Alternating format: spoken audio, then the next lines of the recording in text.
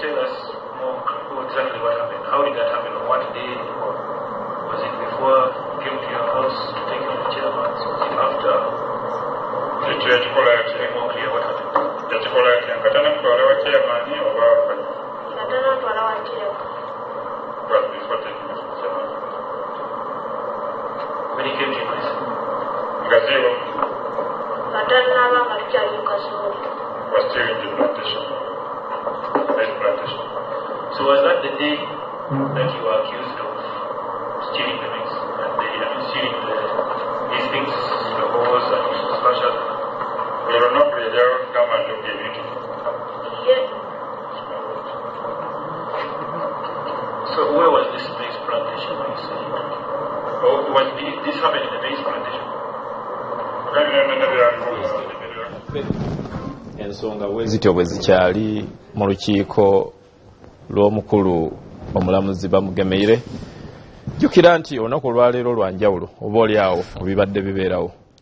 Olwaleero Katikkiro w'Obwakabaka buno obwa Buganda akulembeddemu ttiimu ey'ab'ebitiibwa omuli abataka, omuli abalangira n'abambejja, omuli abakungu okuva mu Buganda Land Board n'abantu abalala bekisinga okukwatako abakiikiridde ffe abamu okubeerayo ng'Obwakabaka bwanjulwa endowooza yaabwo eri olukiiko lw'omulamuzi bamugemeire. Kyekigenda mu maaso kaakano era we tugendedde mu katundu ako koolabye nga abakulu aba commission oba ab'akakiiko ako ak'enjawulo baleeta entambi ez'enjawulo olw'ebyo ebizibu ebimu ebizze bibeerawo naddala mu ttaka ebikozesezza ennyo abantu n'okubaleka nga bakaaba oba oli awo agajjulujjulu. Munaye Katamba, ensonga z'ettaka naddala kyapa mu ngalo ozoogerako ki? Bw'otunuulira akakiiko kano buli muntu afuna omukisa okwogerako ne Katikkiro Charles Peter Mayiga ku nsonga zino ez'ettaka. Olabira ddala ng'ensonga gy'asinga okujjayo ya kyapa mu ngalo. Kwegamba nti nebuuza lwaki abantu ekyapa mu ngalo kino bakifunako question mark ey'amaanyi, bakifunako okutya okw'amaanyi. Olabanga ne bano betulabanga boyinza okuyita mu kigambo ekifunzefunze mu Lungereza ba elites nabo nti bakifunamu okweraliikira. Naye nga ekintu kyangu nnyo kwogezako kutereeza kufuna bwannannyini ku ttaka. Enjawulo eriwo wakati w'okubeera n'obwannannyini ng'obwannannyini bwo bwa kyapa n'obw'ekibanja, nti ekibanja tolina endagaano obulagaano bino ebintu obimanyi bulungi. Mpita wali kasagazi akalagaano obulagaano tekasobola kuweesa tugeze looni nga ya banka. Kituufu. Tosobola. Ate n'akalagaano obulagaano n'omulala asobola okukakola. Endagaano obulagaano ne bwe tutuuka mu bino ebya gavumenti okuliyirira compensations ng'abeerawo enkulaakulana ebeereze egenda okukolebwa mu kitundu. Naye nga omuntu ow'endagaano obulagaano n'omuntu ow'ekyapa azitowa okusinga kwani kuw'endagaano. N'olwekyo Katikkiro abadde mu lambulukufu bulungi bw'atuuse okunnyonnyola ensonga eno n'agamba kubanga wabaddewo okubuuza nti oluvannyuma lw'emyaka 49 abantu beebuuza kyeki n'abakiddako. Agifuna essaawa eno nga nze biri mu Yematovu mba n'ebibuuzo bingi abaana bange. Ne mu argument ya Katikkiro ebadde clear nti essaawa zino birimu yewe obeera ng'olina emyaka 4 ofunidde ekyapa kino mu ngalo. Ne bampalizi ya myaka 49. Bakuwalizi ya myaka 49. Mu baana abo b'ozadde oluvannyuma lw'emyaka 49 bw'obeera nga tosobodde kutendeka kujjamu mwana ali munsa tujja gita mpeke esobola okulwanirira kitaawe bye yakolerera ogw'omusango. Tebuli ku Land Road yakuwa ettaka eri. Toba muzadde mulungi. Goba otaateekateeka kituufu bantu oba mwana wo. N'olwekyo bino ebintu okutegera kwabyo kwangu nti buvunaanyizibwa bwo okukuza omuntu ng'omukuzi omulaga kyange oluvannyuma lw'emyaka 49 mu butuufu nga ddala mu baana boolina temuli asobola kujjukira nti eno liizi yali yaffe katugende tugizza obujja ate bw'obeera nga toyagadde ddayo ku kibanja. N'ekirala annual kankwebuuzeeko lwaki liizi zizze zibaawo. Ekereziya Katolika egaba liizi, Church of Uganda, Land Commission ezze egaba liizi. Naye lwaki ey'emmenge ya Buganda Land Board erabibwanga ey'enjawulo ennyo abantu ne batuuka n'okugamba bannaabwe nti bagenda bagoba ku ttaka. Kiki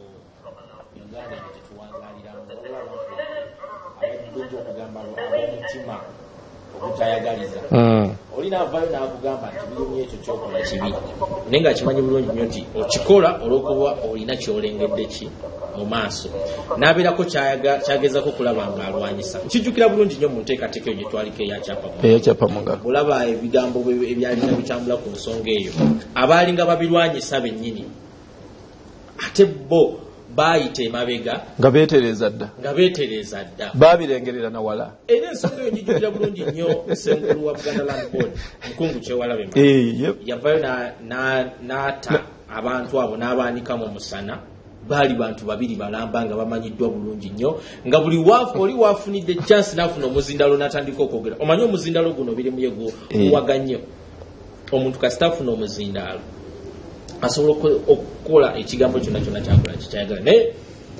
abantu ng'abo be baali baleese obuzibu n'okulaba nti ekintu kino kyafuna ebibuuzo ebirala naye n'okutuuka essaawa yali olabira ddala nga abantu bakyakola bakyakinako naye ndowooza kati batereezezza ndowooza katuddeyo obutereevu mu kakiiko k'omulamuzi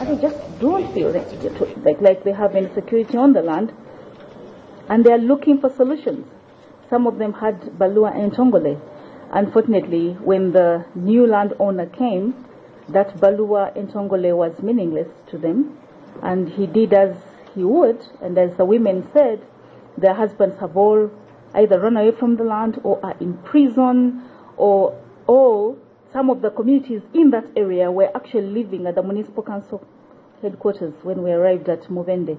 The situation on the land and the crisis on land in the country is dire, and as you did point out, it may not necessarily be an issue of tenure alone, but it is something, if you have a mind that thinks, you don't stop at thinking just, okay, this is the police who didn't do that, this is the RDC who didn't do that. You look into the wider implications of what is happening on the land and how it can be addressed. But I will invite Commissioner George Bagonza. Thank you. Thank you, my Lord.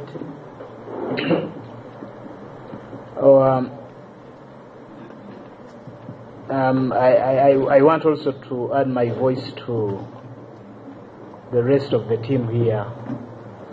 Thank the Katikiro and your team for honoring us with your presence here. And really, I don't have much. Maybe my concerns are just moral concerns around this land question.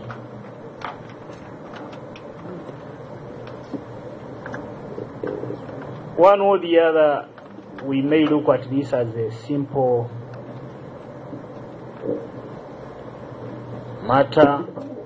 Many times we've had those arguments of lack of institutions, lack of policy framework, all those things. But I have also thought maybe we also lack people who have those morals to manage offices and have feelings for human beings for the sake of maybe trying to get money. So I was wondering, Buganda Kingdom is a strong institution. I want to thank the Nabagereka for her efforts in trying to inculcate values among the girl children in those Ekisakate programs. And maybe there is also need to have other programs, either running in schools, that should inculcate values in our children. And we cannot look at government alone, because these policemen come from our families. These lawyers come from our families. These young lawyers, they come from our families. I'm a proud father of lawyers also. At graduation, I'm very proud that when they begin signing shoulder deals, then somebody will say those are government employees. But at graduation, they are my children. 2 days ago, a royal sat on that seat. She was calling upon this Kachiko to help her to recover her 3 billion that was swindled from her.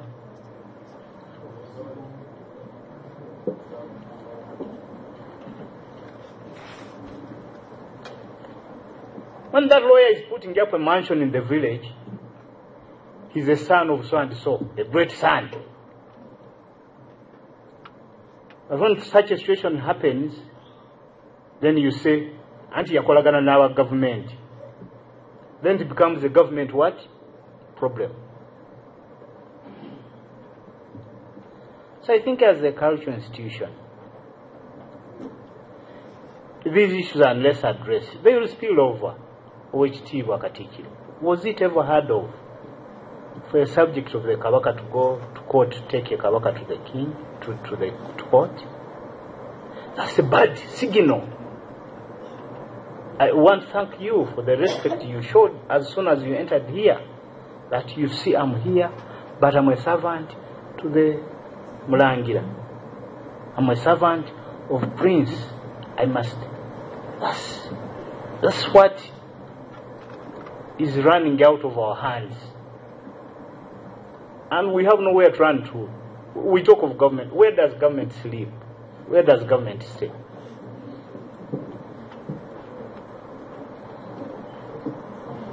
Where? Yesterday we were here. And this way, me, I don't believe in this thing of tribes. If you're a bad Munyoro, you're a bad Munyoro. Me, I am a Munyoro. If you're a bad Muganda, you're a bad Muganda. Yesterday here we witnessed how some smart Baganda defrauded the Sikh Muganda here of his land, Makai Karula. People would converge at his home every morning so that he can sign authority for them to take his land because they knew he was mentally disabled.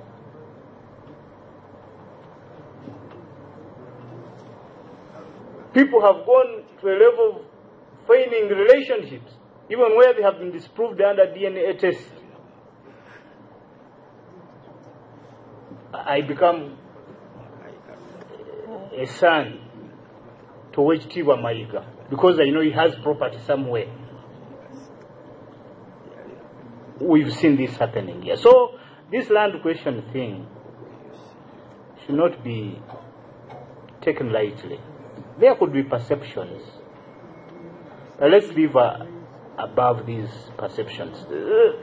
Somebody doing this has every reason to want to see this commission off as quickly as possible so that he can continue with his acts of torturing people. So we shouldn't join those because people are suffering. Any right-thinking person should join that crusade that shall liberate people from the hands of these heartless people. I'm sorry, I almost have no question, but I just wanted to make those more observations. We have no other country to go to. And that sea of those landless people, traumatized as they are, when they pick pangas and spears and stones, you'll never Tiwa drive through Mubende. You'll never.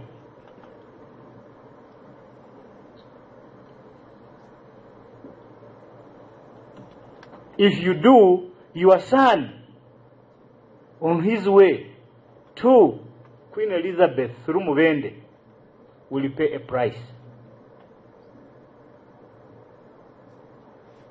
So we have a duty to change this situation. Government, yes, but how about the people? about these young people. 4 billion. These are the deals running up and around town. This man would be picked from his home in Kono to come to law chambers here, law firms, to sign powers of attorney. And when you look at how land was transferred from this man's estate by fraudsters, and these wouldn't come even from another district, but neighbors around, same tribe, same. That's why I told you that me, I don't take these issues of tribalism. If you are bad, you are bad. I'm sorry, my lord, but that's what I had to say. Thank you, OGT.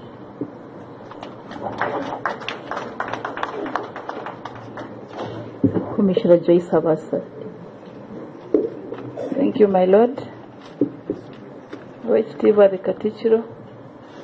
I also would like to join the rest of the commissioners to thank you for the deep analysis of the issues surrounding the land question in Uganda.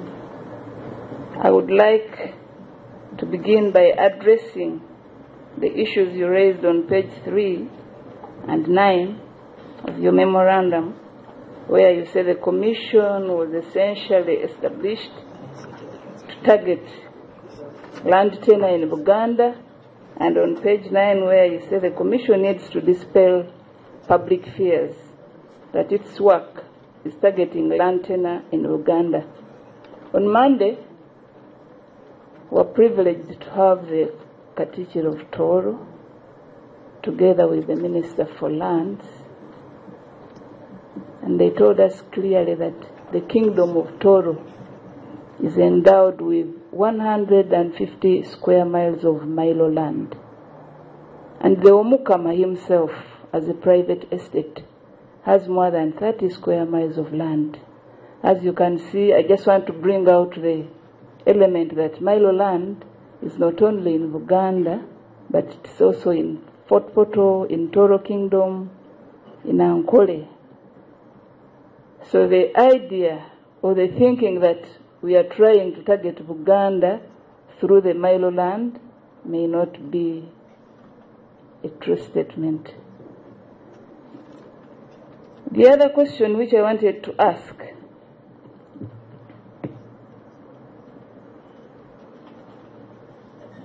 Buganda as a kingdom and Buganda Land Board as a manager of the land for the kingdom, you must be having issues to do with compensation,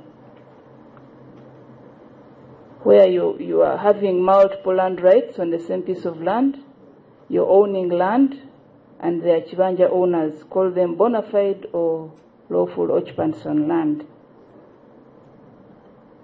I don't know what kind of percentage has been used in compensation. Is it possible to fix a ratio of compensation? How much should be paid to the landlord? How much should be paid to the bona fide occupant on land? In that same spirit, when it comes to issues of sharing, for example, if I have a piece of land and I would like to share with the bona fide occupant on land, is it possible to come up with a ratio of how it should be shared? Maybe if you can help us with that. I'm going to ask with your Lordship's permission, BLP to answer the question of compensation. But before then, briefly, I would like to comment on the video that we've just watched. Of course, we denounce this kind of violent actions by landowners. And fortunately, we don't condone and we don't allow anyone sitting on Kabaka's land to be treated like that by anyone. And we do not even lease land to someone which is occupied by tenants unless unless the intending lessee has reached an understanding with the sitting tenants. So I think these kind of videos need to be shown all over the country. I mean, people need to understand the extent of the problem, because you see, when you live in an apartment somewhere in Munyonyo, you may not realize that there are crises like this. So I think it's important that these videos are spread all over the country and people get to understand the extent of the problem. We condemn those kind of activities. And the issue regarding moral guidance, and I'd like to appreciate Commissioner Bagonza for commending Mama Nabagereka for its Ttaka. But we try to set the right example. We have youth associations in Kobazambogo, Akaliba Akendo, all the time. The Kabaka is very concerned about the moral fabric of his subjects. Because if the driving force is money against everything else, then the country shall experience chaotic episodes. So we shall endeavor to spread the message of moral realignment as we've been doing, and to comfort those who have experienced this kind of violence. But as far as land belonging to the kingdom is concerned, we do not allow anyone who is interested in it to evict people in that kind of manner. But I would like now to ask Buganda Land Board to explain the compensation. But you know, the Kabaka is the biggest landlord in the country, as we all know, and I hope you haven't encountered a situation where people said the Kabaka ordered that we get evicted. The Kabaka is the father of the kingdom, and he doesn't evict his own children, as it were. But what could happen, those so-called abagagga, that's the thing we've been talking about the whole day. People who think they are correctly connected. People who think like that. People who can get the gun-wielding, gun-wielding gangs to terrorize people. Those are the problem actually we are facing. And I hope that at the end of the work of the commission, they will be rounded up and dealt with in accordance with the law. May I ask BLB to explain the compensation schemes?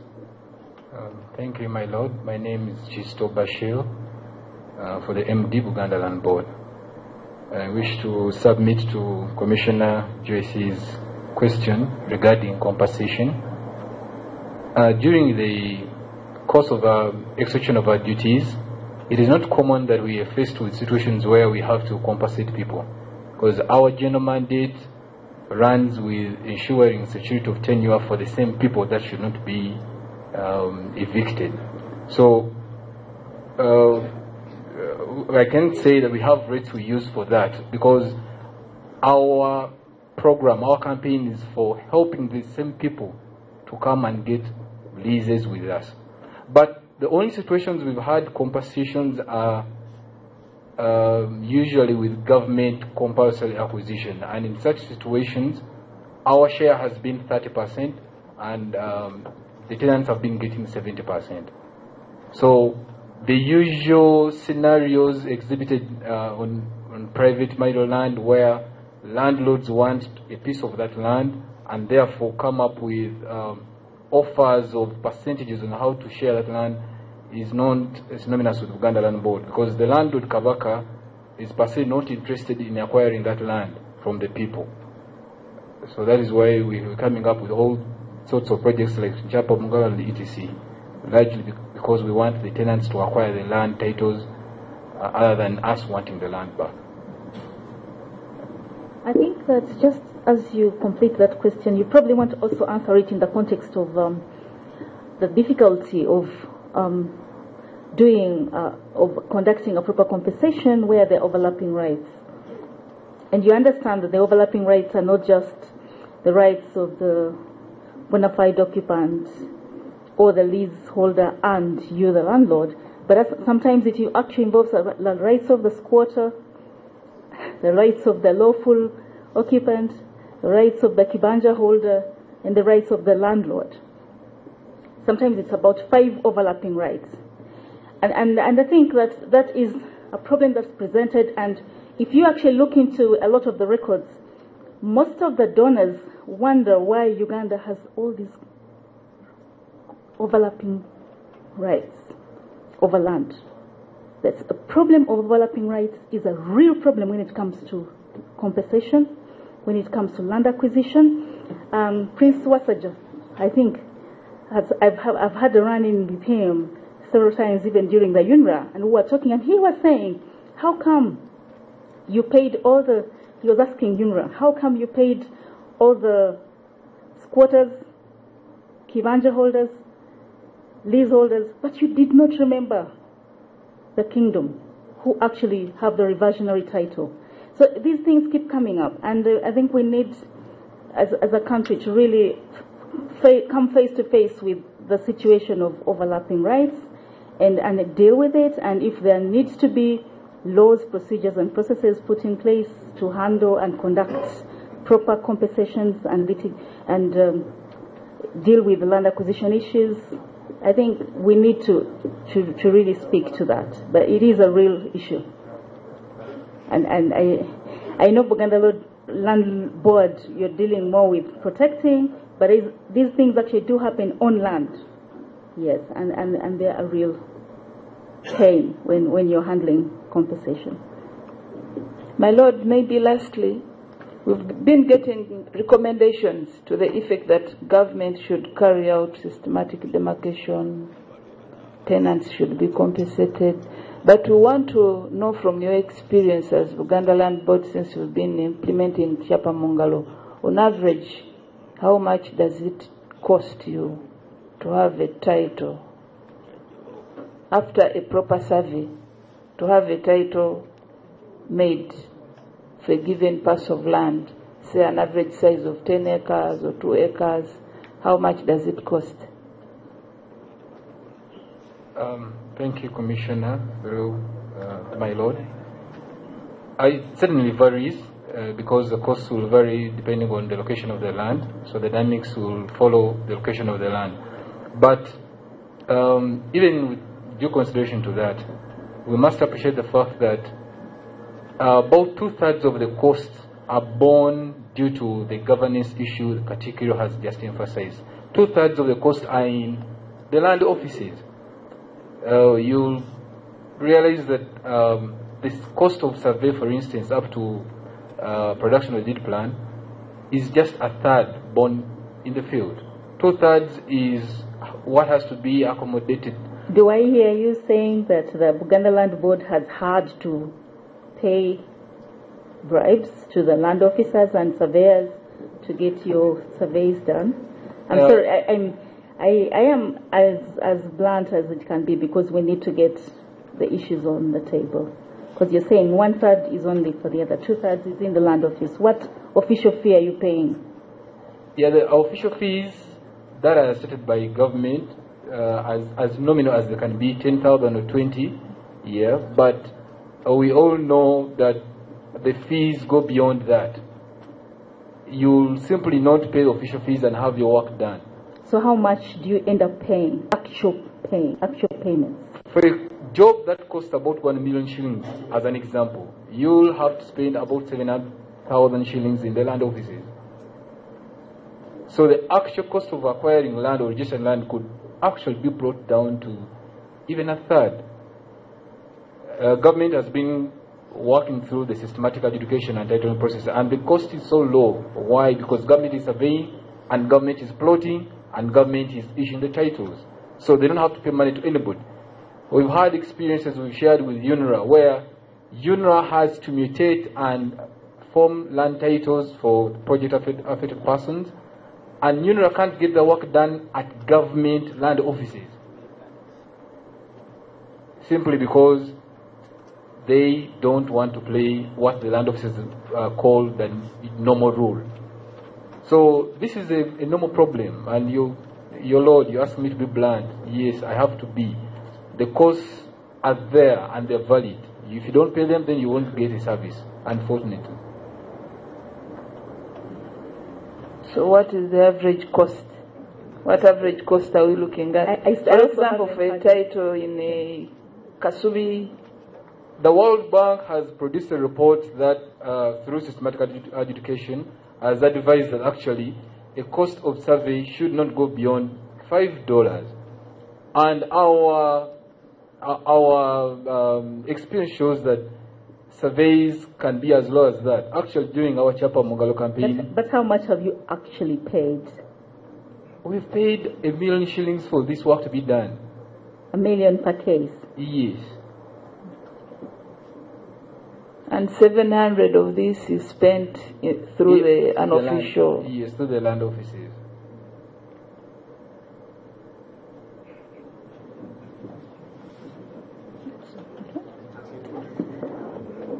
I hope that Owechitiwa Katikiro and Prince Wasajan and the rest of the high-powered team from the Kingdom of Buganda can appreciate what is on the plate of this commission. That we are not just dealing with the tenure issues, but we're actually getting into those type of issues.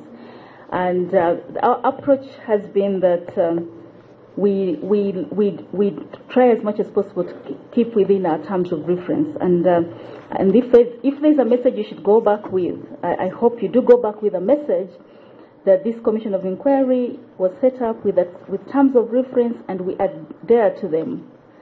We adhere to them almost like I would adhere to the Bible.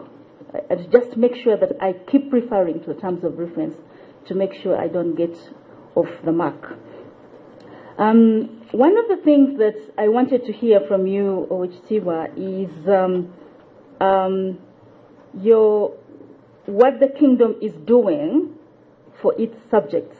Because we tend to get the impression that when the subjects of the Kingdom of Buganda have problems, then the problem is the central government's problem.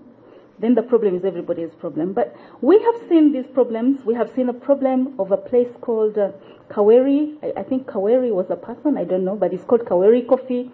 The Kaweri Coffee problem has left a situation where there seems to be apartheid in Uganda. The people were removed off their land, and a wonderful coffee factory was set up.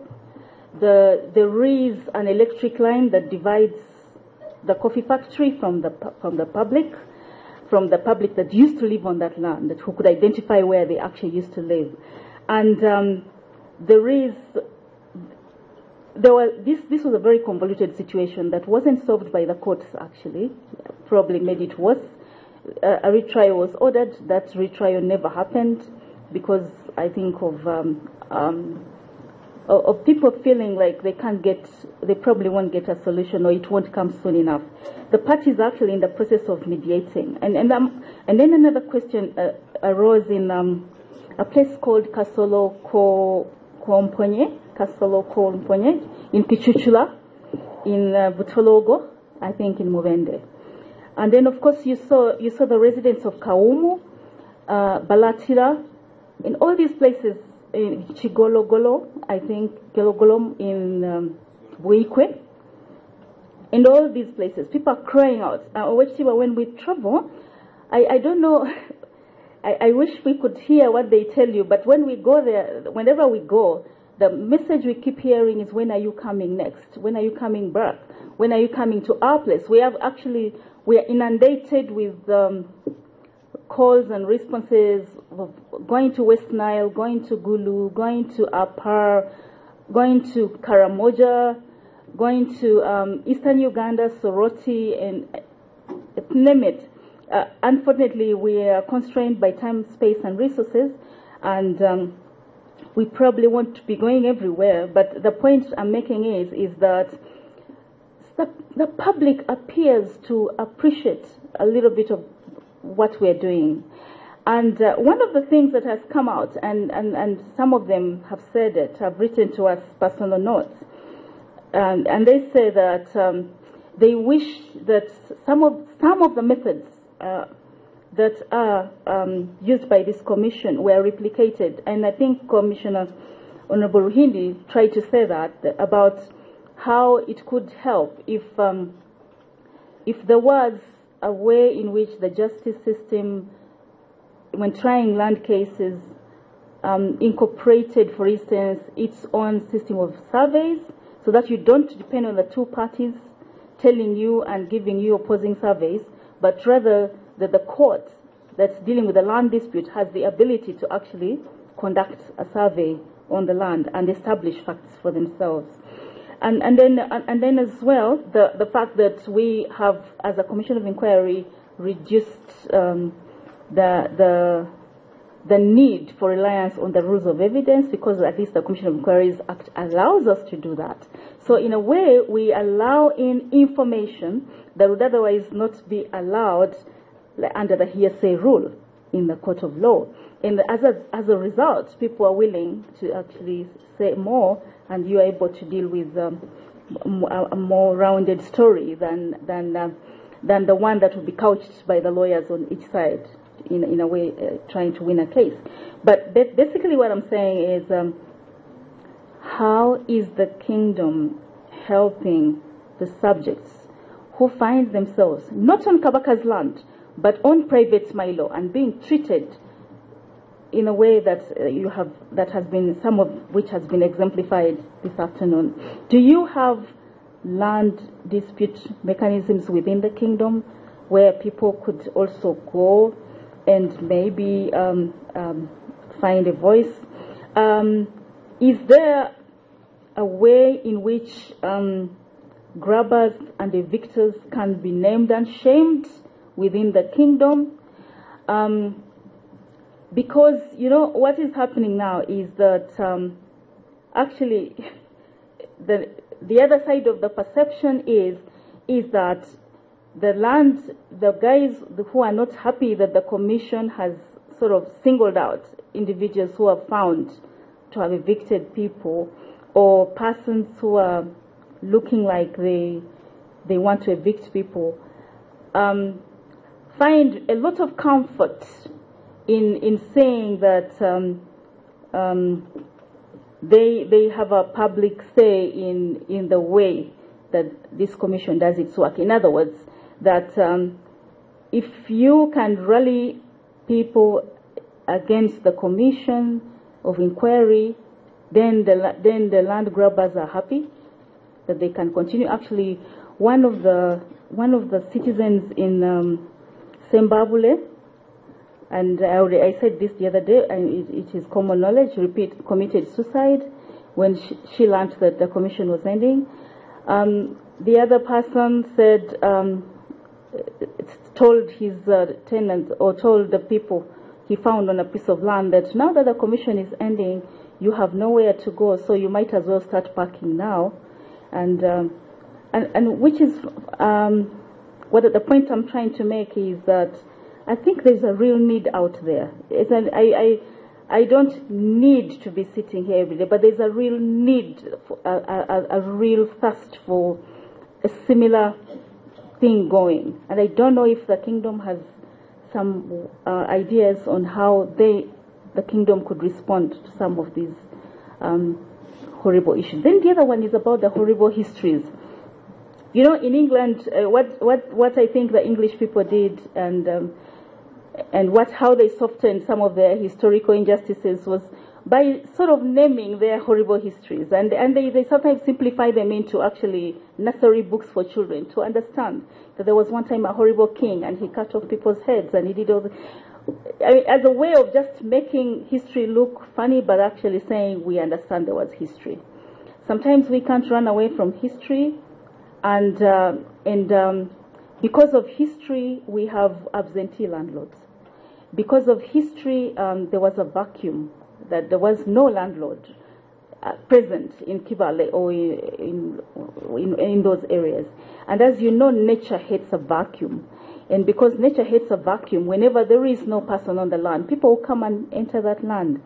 And how do we deal with those histories without negating the fact that there was a history, but with moving on from the history and finding solutions to the historical injustices or whatever you would like to call them?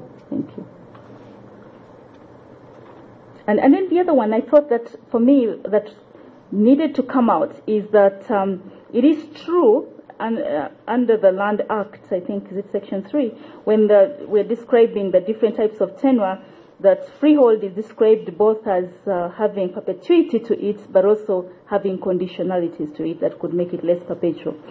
But as Oweekitiibwa, the Deputy Katikkiro stated, he said, but these could be, for instance, made very firm and very clear. And so supposing that the land tenure was provided for in such a way that land in perpetuity is held in perpetuity without a question, would it matter if we called all land Milo?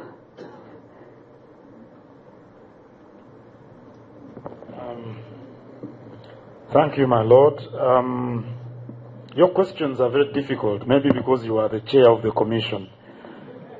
For example, a question regarding helping the subjects is not easy. We've got plenty of moral authority, but we don't have legal authority, which is a big challenge. When we go out to meet the people, come out in the droves. People come out in the droves in large numbers. But the force of the law is what impedes what we could be able to do. But I can assure you, on a daily basis, I receive letters concerning land disputes. Private Milo. Because people look at the Kabaka as, their point of recourse when they're under distress. So they write to me a lot, and I usually direct one of the officials of the kingdom to meet these people and help them out, ministers, Buganda Land Board, and other people, almost every single day. Others come to report land disputes which are within families. When one member of the family wants to take advantage of the others, and other people in the area talk to him and he doesn't listen. They're normally men. They're usually men. They say, let's go to Mengo. We hope that he will listen to the Katikkiro. So we help to the extent possible, but we don't have the force of the law to do it as effectively as it would be if we had that force of the law. And this issue of shaming the grabbers, we had never thought about that. Shaming the grabbers, we need to think about that. But before the due process of the law, it could be also a big challenge. Because it is very easy for someone to label anyone as a land grabber. I know situations where a landowner has compensated tenants, and they've turned around after 3 months to claim more money without payment of which they refer to him as a land grabber. So we have to be very careful. I think the shaming bit should come after due process, after we are sure that indeed this has taken place.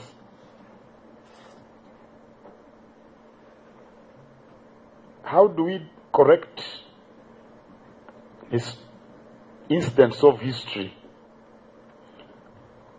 Well, I think we've got to deal with history correctly. If we deal with history objectively, we can find solutions.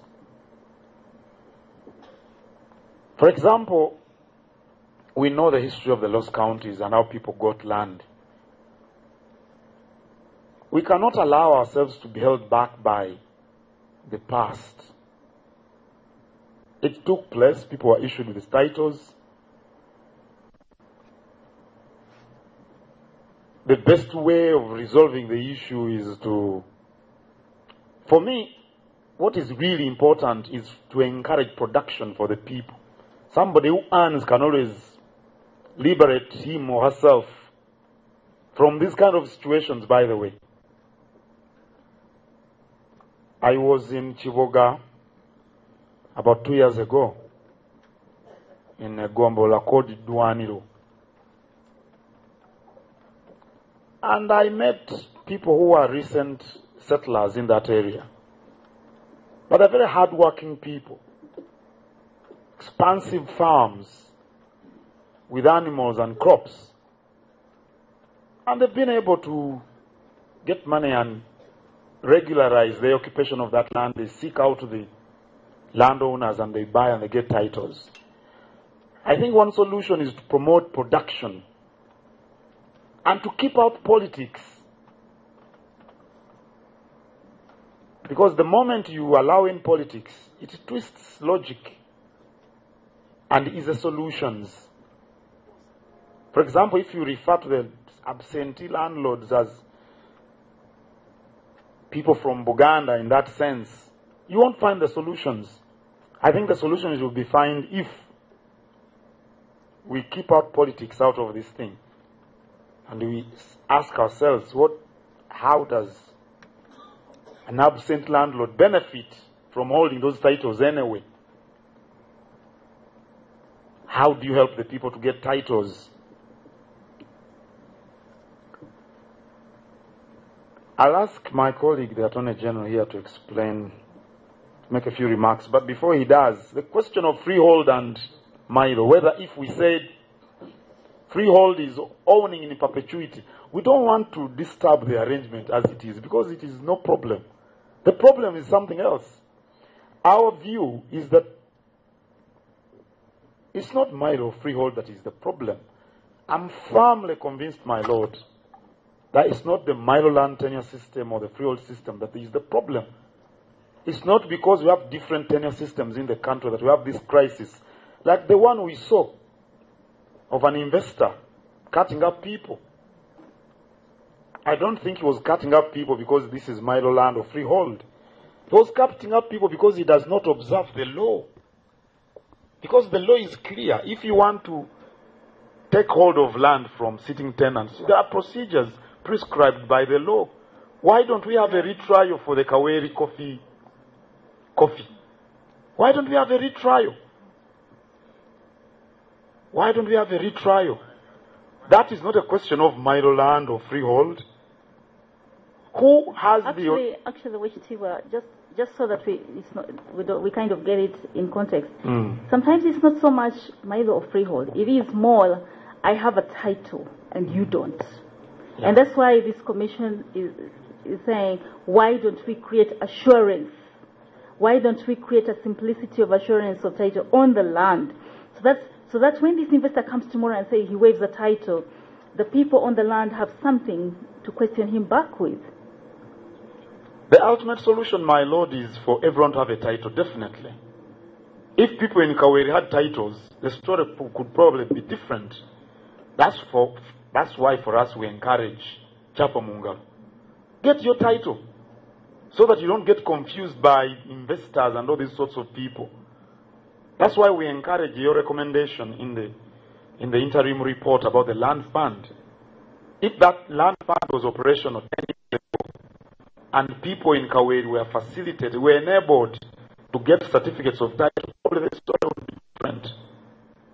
So, my Lord, the question is about, I don't know, I've repeated it so many times, who has the audacity to disobey court order of a retrial? How can anyone stand up to a court order? How does that person influence the entire structures? Because when a retrial is ordered, the file should be taken to the court that handled the matter. And the judicial officer is obliged by law to conduct a retrial. These are the issues, my Lord. I don't envy your position. I don't envy the position of this commission. Because you have to be blunt to the people in authority. That's right. And tell them, this is what is supposed to be done. And you should do it. I don't envy your position at all. And I can clearly see the dilemmas and challenges you're faced with. But the effectiveness of this commission will come from, well, fortunately, it took the oath. My Lord, there is a view which came up in respect, say, of freehold or Mairo, where there are tenants in occupancy. There is this willing buyer, willing seller. There is also mediation or negotiated arrangements where there are negotiations. One says, look here, I have got 10 square miles of land titled. You are a rightful occupant on land, either lawful or bona fide. But I can't access it, I can't use it, although I have the title. The other one is also vulnerable because he knows he's in possession, but he's not the ultimate titled person. Anything can happen. So, views have come up. Apart from the use of the land fund, governments in these developing countries will never have enough in terms of money to satisfy all these requirements. A negotiated settlement is possible, but more often than not, it is in the interest, it is to the advantage of the titled person because he's got a higher leverage in negotiation, higher bargaining power than the one who is sitting on the land. So the idea has come up, is it possible, for instance, to come up with a formula whereby a division is set clear, even in the law, either by way of a formula or something, and then some of the matters are concluded there and then by the operation of the law. What could be your view about that? My Lord, I think that will cause a lot of problems. The willing buyer, willing seller process is long, it can be arduous, it can be tiresome, but it's the only option that ultimately will resolve the issues. Because the operation of the law, which, for example, entitles sitting tenants to get titles, because the negotiated settlement will take long, will cause so much discontent. It will cause so much discontent. Someone who owns, let's say, a square mile of land in Masaka will not agree using that method that what he received from government, for as long as it is arbitrary, is what somebody who has a square mile on Muvende, he will not agree that they should receive the same amount of money, for example. And it is going to cause so much rancor.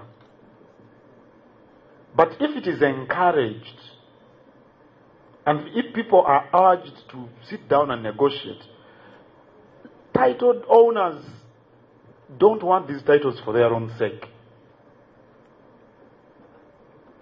A method encouraging acquiring certificates of title, but which is embraced,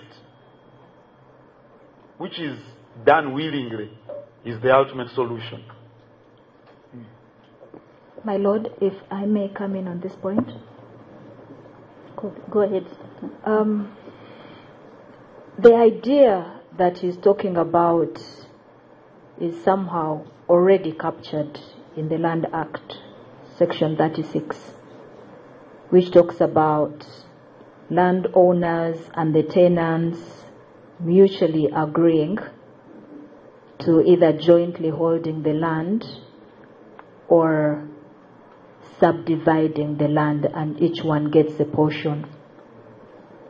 Now, one of the things that you find out there is that the power position of the title holder somehow makes that title holder dictate the terms. You find cases where a tenant is a farmer, they agree to subdivide, but the landlord insists on leaving a portion of the land that might not necessarily be sufficiently productive for the sustenance of the title holder. And sometimes the money that is set by the landlord for the tenant to pay is way too much. The landlord comes and says, you're holding 7 acres, you should buy them at an exorbitant amount of money. If you can't, I'm giving you 50 decimals or 1 acre with a title. And this gets one to wonder whether, if that negotiation, and I think there is an aspect of willingness here, the fact that it encourages them to agree.